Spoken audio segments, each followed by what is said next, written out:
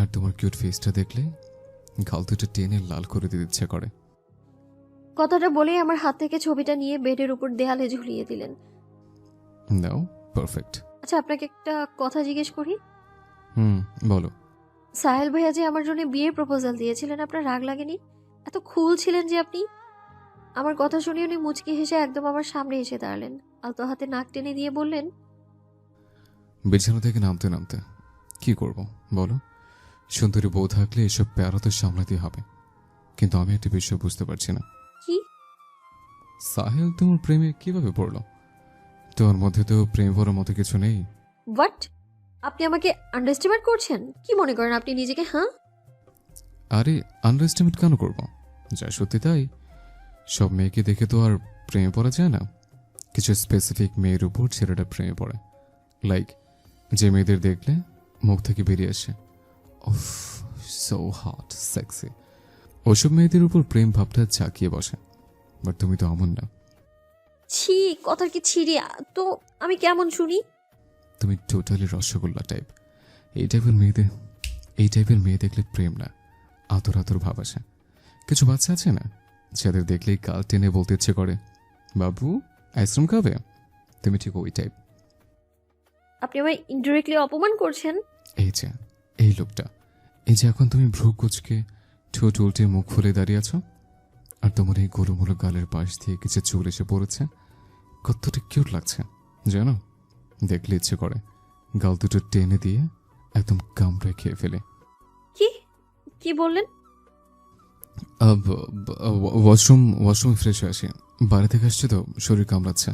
কথাটা বলেই উনি ওয়াশরুমে ঢুকে গেলেন। আমার তো হাসতে হাসতে পেট ফেটে যাওয়ার অবস্থা। বেচারা নিজে বলে নিজেই ভ্যাবাচাকা খেয়ে গেছেন। উনি ওয়াশরুম থেকে বেরোতেই আমি মুখ চেপে হাসতে লাগলাম। আমার এই এক সমস্যা, একবার হাসি শুরু হলে কিছুতেই থামতে চায় না। উনি ভ্রু কুঁচকে রাগী গলায় বলে উঠলেন, কি সমস্যা, হাসছো কেন? না এমনি, আমিও তো বাইরে থেকে আসলাম, আপনার শরীর কামড়াচ্ছে আর আমার কাতুকুতু লাগছে বলেই এক পত্তন হেসে নিলাম আমি। আর উনি অগ্নিদৃষ্টি নিক্ষেপ করে রুম থেকে বেরিয়ে গেলেন।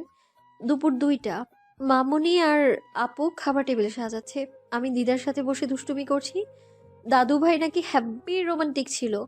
দিদা এখনো দাদু ভাইকে আগের মতোই ফিল করে। মামার এই জন্মের কিছুদিন পরেই দাদু মারা গেছে, তবে দিদার ভালোবাসা এক বিন্দুও কমেনি। একেই হয়তো বলে ভালোবাসা। একটু পরে গজগজ করে হাজির হলেন ঘোষেরি বেগম, আমাদের খালামণি। আমায় বসে থাকতে দেখেই যেন তার পিত্তি জ্বলে গেল। কিছু বলতে গিয়েও শুভ্রকে নামতে দেখে থেমে গেলেন। মহিলার পেটের আজ ভাত হজম হবে কিনা কে জানে। খাওয়া দাওয়া শেষ করে শুভ্রের পেছনে গিয়ে লাগলাম। আমার এক কথা, আমার আইসক্রিম খাওয়াতে নিয়ে যেতেই হবে, নয়তো আমি একাই চলে যাব। ব্যাস, শেষমেশ বাধ্য হয়ে উনি রাজিও হয়ে গেলেন। পার্কের পাকা রাস্তা ধরে দুজন পাশাপাশি হাঁটছি। আমার মেজাজ ফুরফুরে থাকার কথা, বাট আমি চরম বিরক্ত। বেশ কিছু মেয়ে বারবার ঘুরে ঘুরে ওনার দিকে তাকাচ্ছে আর ফিসফাস করছে। ওনার সেই দিকে কোনো খেয়াল নেই। তিনি তো আছেন আমার পায়ের নিচে কোন ইট পড়েছে কিনা, কোনো কাটা পড়ছে কিনা সেটা নিয়ে। বিরক্তিকর। কি দরকার ছিল এত ড্যাশিং সেজে আসার? আবার ন্যাকামো হচ্ছে, ইচ্ছে করছে এই সিল্কি গোচালো চুলগুলো এলোমেলো করে দিই আমি। হ্যাঁ, আর মেয়েগুলো কি বেহায়া রে বাবা, অন্যের জামাইয়ের দিকে নজর দিস, চোখ ফুটা হয়ে যাবে তোদের। এই জন্যেই বাবাকে বলেছিলাম সুন্দর ছেলে বিয়ে করবো না, বাট আব্বু তো সেই সাদা বিলাই দেখে বিয়েটা দিয়ে দিলেন আমার। উনি আইসক্রিম আনতে গেলেন আর আমি চুপচাপ পার্কের একটা বেঞ্চে বসে আছি। শুভ্র আমার সাথে নিতে চেয়েছিল, আমি মানা করে দিয়েছি। সেখানেও নিশ্চয়ই মেয়েরা হাঁ করে ওনার দিকে তাকিয়ে থাকবে, সেটা তো আমার সহ্য হবে না। তার চেয়ে আমি এখানেই ঠিক আছি। প্রায় 20 মিনিট হয়ে গেল, ওনার খবর নেই। এতক্ষণ লাগে নাকি? আবার কোনো মেয়ে আমার বরকে নিয়ে পালালো না তো? খুবই চিন্তার বিষয়। তাই আমিও হাঁটা দিলাম, দেখি আমার লাল টুকটুকে বর কার প্রেমে মাতোয়ারা হয়ে আছেন। কিছু দূর গিয়েই ওনাকে দেখতে পেলাম, কারোর সাথে কথা বলছেন। আর একটু কাছাকাছি যেতেই বুঝলাম লোকটা আর কেউ না, সাহেল ভাইয়া। আমি আর এগোলাম না, একটু সরে এসে দাঁড়ালাম যেন আমায় দেখতে না পান। ওনার সামনে যাওয়াটা এখন আমার জন্য বেশ লজ্জার হবে। ওনাদের কথাগুলো বেশ সহজেই আমার কানে আসছে। শেষ বাজিটাই তুই জিতে গেলি শুভ্র, মনে আছে ছোটবেলায় আমাদের দুজনের একটা খেলনাই পছন্দ হতো অলওয়েজ। সবাই বলতো আমরা বউও সেই একই পছন্দ করবো নির্ঘাত। দেখ তাই হলো। এটা কোনো বাজি না সাহিল, আর না রোদ কোনো খেলনা। ও আমার স্ত্রী। সেটা তোর উপস্থিতির আগেও ছিল, এখন আছে, আর ভবিষ্যতেও থাকবে। তুই ভুল মেয়েকে চুজ করেছিস। হুম, সেই জীবনে আমরা যা চুজ করি সবই হয়তো দামি নয়তো অন্য কারো। রোদ তো দুটোই, দামিও আবার অন্য কারো। কিন্তু কি জানিস, মনকে বোঝানো শক্ত। She is my first love. প্রথম দেখাই ভালোবেসে ফেলেছিলাম, উইদাউট নোয়িং হার আইডেন্টি। একটা মেয়ে রাস্তায় গাল ফুলিয়ে বসে আছে, সোডিয়ামের আলোয় বাচ্চা বাচ্চা চেহারাটা কি মায়াবী নাই লাগছিল। ইস, আই ওয়াজ স্টাক, বাট ওই যে নিয়তি। আমার সামনে আমার বইয়ের এমন মধুমাখানো বর্ণনা দিস না তো দোস্ত, রাগ লাগে। তাও তো, ও তোর রে। ইস, আজ বড্ড আফসোস হচ্ছে। নীলিমা বেঁচে থাকলে ভালো হতো। অ্যাট লিস্ট আমি রোদকে তো পেতাম। I madly love with her. Sahel, ওকে ভুলে যা, সেটাই তোর জন্য ভালো হবে। আমি বাধ্য। জানিস, আমি রোদকে তোর থেকে কেড়ে হলেও নিজের করে নিতাম যদি রোদ তোকে ভালো না বাসতো। ও তোকে ভালোবাসে, এটা আমার জন্য বড় বাধা। আর যাই হোক, ভালোবাসা জোর করে হয় না। আর ভালোবাসার মানুষটিকে কাঁদতে দেখতে পারার অ্যাবিলিটি রাখতেও বুকের পাটা লাগে। আমার তা নেই। নেভার মাইন্ড, হ্যাপি থাক। আমার জন্যও হয়তো কেউ আছে, রোদকে ভুলিয়ে দিতে ঠিক চলে আসবে। I also think so. আচ্ছা, বাইরে রোদ একা আছে। ওহ, ওকে, যা বাই। আমি কিন্তু রিভেঞ্জ নেব। দেখিস, তোর ছেলে নির্ঘাত আমার মেয়ের প্রেমে পড়বে, তখন আমি ভিলেন হব। এত সহজে ছাড়ছি না। সাহিল ভাইয়ের কথায় ওনাদের সাথে আমারও হাসি পেয়ে গেল। আমিও দোয়া করি কেউ একজন আসুক ওনার জীবনে, তারপর না হয় আমার ছেলের কথা চিন্তা করে দেখা যাবে। রাত প্রায় 11টা বাজে। আমার প্রবল ইচ্ছে হচ্ছে আপুর কাছে যেতে। কতদিন রাত জেগে গল্প করা হয় না, মাঝরাতে উঠে বসে আপুকে ডেকে তুলে বলা হয় না, এ আপু ঘুমাইছো, চলো না গল্প করি। আপু সদ্য ঘুম ভাঙা গলায় বিরক্তি দমন করে বলতো। রোজ প্লিজ ঘুমাতে দে। আমি আবারও বলে উঠলাম, আমার পেটে গল্প কিলবিল করছে, তুমি কতদিন পর আসো, চলো তো গল্প করি। ছোট বোনের মন ভাঙার মতো মন আপুর না থাকায় ঘুম ঘুম চোখে বলতো। আচ্ছা বলে যা, আমি শুনছি। আজও আপুকে বেশ বিরক্ত করতে ইচ্ছে করছে আমার। ইচ্ছে করছে, ইচ্ছে যখন করছে তো বসে থেকে লাভ কি। পা টিপে টিপে চলে গেলাম আপুর রুমে। ঢুকেই ভেবাচাকে খেয়ে গেলাম। ভাইয়া আর আপুর রোম্যান্স টাইম চলছিল। এত রাতে রোম্যান্স চলাটা স্বাভাবিক, বরং আমার এখানে আসাটা অস্বাভাবিক। সবাই তো আর শুভ্ররা যে রাত দুপুরে বই আর খাবার নিয়ে টর্চার করতে চলে আসবে। অবশ্যই রোম্যান্স করবে। উম কি গো ভাইয়া, রোম্যান্স চলে? আমার কণ্ঠ শুনে বিদ্যুৎ বেগে ভাইয়া আপুর কোল থেকে উঠে গেল। বেচারা একদম ভ্যাবাচাকা খেয়ে গেছে, বাট আমার তো ব্যাপক হাসি পাচ্ছে। কোনো রকম মাথা চুলকে বলে উঠলেন, আরে রোদ, আসো আসো। আমি না বললেও আসতাম।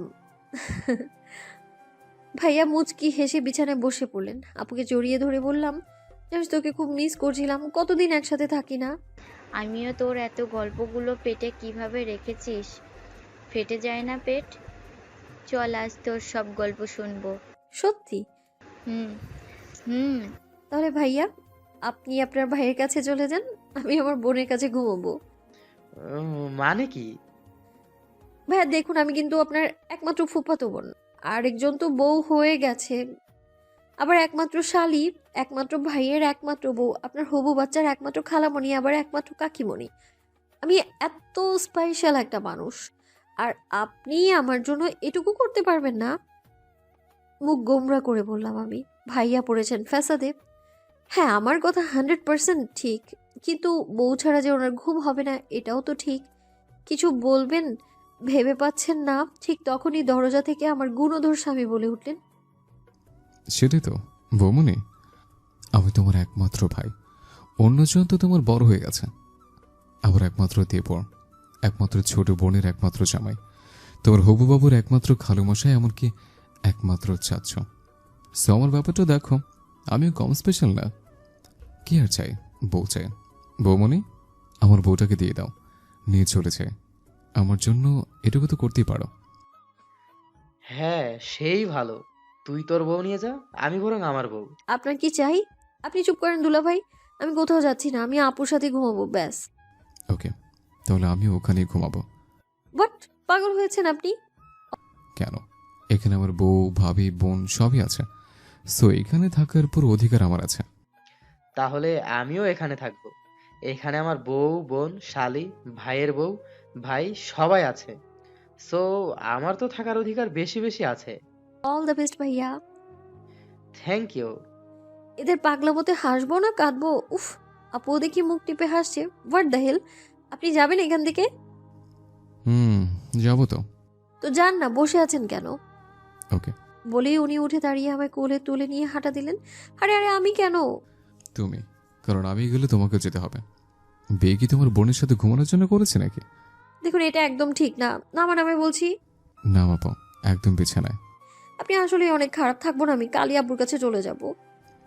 বলেছি না, 1 বছর বাপের বাড়ির নাম মুখে নেবে না। শুধু মুখে না, শরীরে সেখানে চলে যাব। মামুকে বলে চলে যাব। আপনি দেখি আপনি কিভাবে আটকান।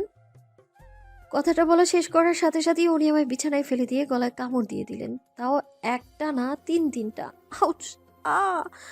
এই আপনি রাক্ষস নাকি? কামড়াচ্ছেন কেন? এবার যাও বাপের বাড়ি। ঘর থেকে বের হতে পারবে না, পুরো গলায় কামড়ের দাগ। আমি মামুকে বলে দিব। কি বলবা? যে তোমার ছেলে রাতে আমায় কামড় দিয়েছে? বাবাকে বলতে পারবে?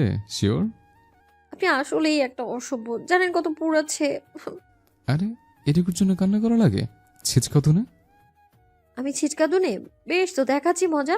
আপনার কি মনে হয় আমি ঘরে বসে থাকবো আর আপনি দাঁত কেলিয়ে ঘুরে বেড়াবেন? তা আমি হতে দিব? No, never. কথাটা বলেই ওনার কলার টেনে একটা কামড় বসিয়ে দিলাম ওনার ঠোঁটে। এখন বোঝো মজা? তুই কি জানিস তোর একটা কথা শোনার জন্য এখন আমি সারাটা দিন ছটফট করি? তোর মুখে হাসি ফোটানোর লোভে আজ আমি কতটা লোভী। মাঝরাতের অবাধ্য অশ্রুটার সাথে তুই মিশে আছিস কত নীরবে। বুকের চিনচিনে ব্যথাটাও কত নির্মমভাবে মনে করিয়ে দেয় তোর কথা। কিন্তু তুই কখনো অবসরেও কি ভাবিস আমার কথা? তোর জন্য স্বার্থপর এই আমার ঠোঁটের বেলকনির হাসিটা কি তোকে ভাবায়? উত্তরটা আমি জানি। পরিচিত উত্তরের হাতছানি যে কতটা নির্মম, কতটা নিষ্ঠুর। ঘুম ভাঙা চোখে সোনালি আলোয় তোকে নিয়ে দেখার স্বপ্নগুলো বড্ড অসহায়। মন খারাপ? ছাদে দাঁড়িয়েছিলাম, পেছন থেকে ওনার কণ্ঠ কানে আসায় ঘাড় ঘুরিয়ে তাকিয়ে বলে উঠলাম, না তো, মন খারাপ না, কিন্তু মনের স্বাস্থ্যের অবনতি ঘটছে দিন দিন। মানে? নাথিং। এত রাতে একা দাঁড়িয়েছো যে? রাতের আকাশ দেখছিলাম। একটা আকাশের কত রূপ, কত রং। আমাদের জীবনটাও আকাশের মতো, কখনো সাদা, কখনো নীল, আবার কখনো ঘন কালো। তো আজ হঠাৎ এত কাব্যিক কথাবার্তা? দাঁড়িয়ে শুনছিলাম তোমার বলার প্রথম কথাগুলো। বিনা অনুমতিতে শুনছিলেন? এবার পানিশমেন্ট দেওয়া উচিত আপনাকে। তাই? দোষ যখন করেছে, পানিশমেন্ট তো পেতেই হবে। তো বলুন ম্যাডাম, কি পানিশমেন্ট দিতে চান? শুধু একটা প্রশ্নের উত্তর। কি প্রশ্ন? আকাশের দিকে তাকিয়ে বললাম, জাস্ট ইমাজিন যদি নীলিমা আপু কোনোভাবে আবার আপনার লাইফে ব্যাক করেন, তো কি করবেন? ঘাড় ঘুরিয়ে ওনার দিকে তাকিয়ে উনি শূন্য দৃষ্টিতে সামনের দিকে তাকিয়ে আছেন। ওনাকে চুপ থাকতে দেখে মুচকি হেসে বলে উঠলাম, নিশ্চয়ই আমায় ছুঁড়ে ফেলে দেবেন। দেয়ারই কথা, প্রয়োজন যে ফুরিয়ে যাবে। উনি আমার দিকে স্থির দৃষ্টিতে তাকিয়ে আছেন। সে দৃষ্টি কি বলতে চাইছে আমি জানি না। আজ আমি নিজের উপর বড্ড বিরক্ত। ওনার চোখের ভাষা বোঝার সদিচ্ছা তিল পরিমাণ নেই আজ আমার। আমার চোখ দুটো রাতের আকাশ দেখতে ব্যস্ত। যদি কখনো প্রয়োজনটা ফুরিয়ে যায় বলবেন আমায়। ভয় নেই, পরগাছার মতো লেপ্টে থাকবো না আমি। পা বাড়াবো অজানার পথে। তুমি আমি এতটা স্বার্থপর ভাবো রোদ? না, আমি নিজেকে প্রয়োজনহীন ভাবি, ব্যাস। রোদ, নীল যদি ফিরে আসার 1% চান্সও থাকতো, তবু আমি তোমায় বিয়ে করতাম না। তখন আমার কাছে বাহানা থাকতো, হয়তো সে ফিরে আসবে, কিন্তু নীলে আসবে না। আর যদি তুমি আমাকে জিজ্ঞেস করো আমি কি চাই, তাহলে বলবো আমি এখন আর চাই না ও ফিরে আসুক। না, এর মানে এই নয় যে ভালোবাসা কমে গেছে, তা নয়। কিন্তু বাস্তবতা আবেগের কাছে হেরে যায় বারবার। নীলি ফিরে এলে না তুমি সুখ হতে পারবে, না আমি, না নীলি। 3টে বিক্ষিপ্ত জীবন নিয়ে আমাদের মরে বাঁচতে হবে।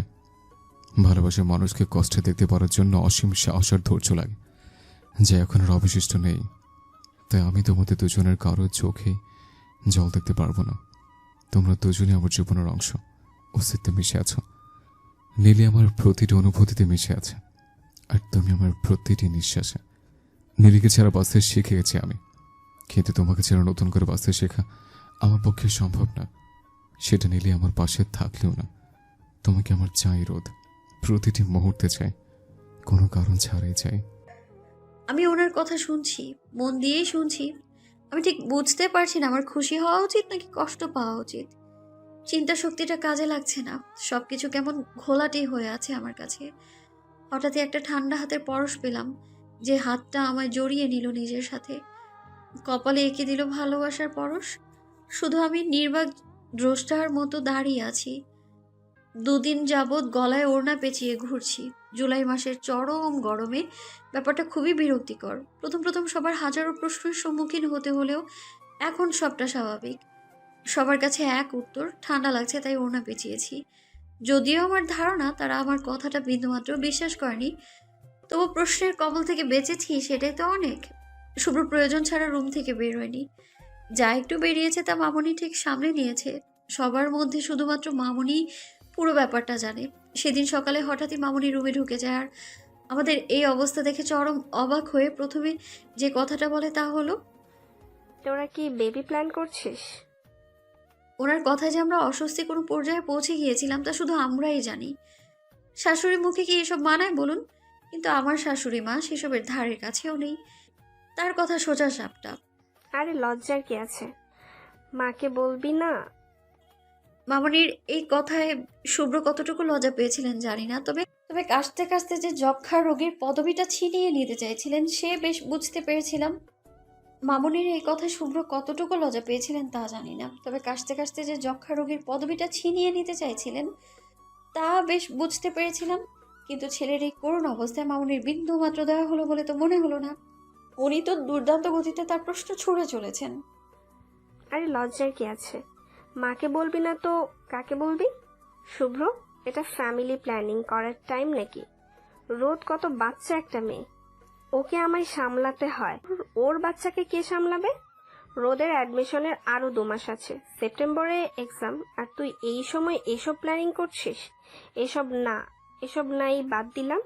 আমি যে বাচ্চাদের এক সিট করে ড্রেস কিনে ফেলেছি, এবার তো নতুন করে শপিং করতে হবে, সবাইকে বলতে হবে না, কত কাজ। মামনির কথাগুলো শুনে আমি রীতিমতো উনি কই থেকে কই চলে গেছেন। হায় আল্লাহ, দড়ি ফালাও। শুভ্রের দিকে আর চোখে তাকিয়ে দেখলাম সেও হাবলার মতো তাকিয়ে আছে। মামনি এক নিঃশ্বাসে কথা বলেই চলেছেন, যাকে বলে নন স্টপ টকিং। তুই যে মার সেই দিনের বাচ্চা বিষয়ক কথা এত সিরিয়াসলি নিয়ে নিবি আমি ভাবতেই পারিনি। রোদ, তুই কিভাবে প্রশ্রয় দিলি? মা, ওই অ্যাডমিশনের পর হানিমুন টানিমুনে যাবি, তা না এখনই? মা প্লিজ। কি হয়েছে, চেঁচাচ্ছিস কেন? মা, তুমি একটা কামড় থেকে বাচ্চার জন্য শপিং পর্যন্ত চলে গেছো। তাহলে সত্যি সত্যি বাচ্চা পেটে আসলে দেখে ওর বিয়ে ঠিক করে ফেলবে। কি বলতে চাচ্ছিস তুই? মা, এত ফাস্ট না দৌড়াই, একটু স্লো হও। তুমি যে আকাশ পাতাল ভাবছো তা কিছুই নয়। রোদ আর আমি ঝগড়া করছিলাম, তাই এই কামড়ি। হোয়াট? তোরা কি বাচ্চা যে কামড়াকামড়ি করিস? তোমার বৌমা তো বাচ্চাই। বাচ্চা হলেও তুই তো দামড়া ছেলে। বৌমা বাচ্চা হলেও তুই তো দামড়া ছেলে। ছি ছি, এসব কি? বউয়ের সাথে ঝগড়া করে কামড়াকামড়ি, মান সম্মান সব ধুলোই মিশিয়ে দিবি দেখছি। ওসব নয়, বাদই দিলাম। আমি যে কত কিছু ভাবলাম, শপিং করব, তুই বাচ্চাকে একসাথে কোলে নিয়ে পার্কে ঘুরবো, সারা বাড়ি ঘুরে ঘুরে 2 নাতনিকে খাওয়াবো, আর তুই সব ভাবনায় পানি ঢেলে দিলি, হতচ্ছাড়া। আমি অবাক হয়ে মামনির কথা শুনছি। এর মধ্যে উনি এত কিছু ভেবে ফেলেছেন। এখন আমারও মনে হচ্ছে উনি সত্যি বেবি আসার আগেই বেবির বিয়ের ব্যবস্থা করে ফেলবেন। তবে আমাদের কামড়াকামড়ির ব্যাপারটা মামনির জানা থাকায় একদিকে ভালোই হয়েছে, উনি সবার প্রশ্নের হাত থেকে কয়েক দফা বাঁচিয়ে দিয়েছেন আমাদের। 2 দিন যাবৎ কোচিংয়ে যাওয়া হয় না। সারাদিন ঘরবন্দি হয়ে থাকতে কার ভালো লাগে?